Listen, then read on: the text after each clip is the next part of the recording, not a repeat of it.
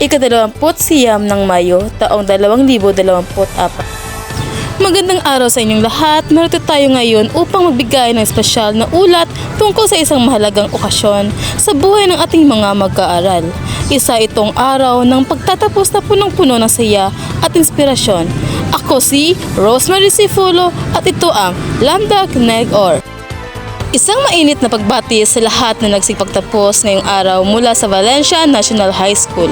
Isinagawa kanina ang seremonya na pagtatapos ng taong 2033 hanggang 2024 kung saan mahigit 303 na estudyante ang formal na kinilala matapos ang kanilang 6 na taon ng pagsusumikap sa high school.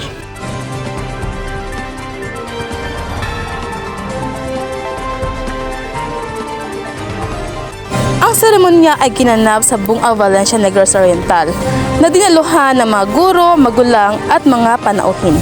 Nagsimula ito sa isang pambansang awit na sinunda ng isang pagbukas na panalangin. Isa sa mga tampok na bahagi ng programa ay ang pagbibigay ng mga parangal sa mga natatangi estudyante.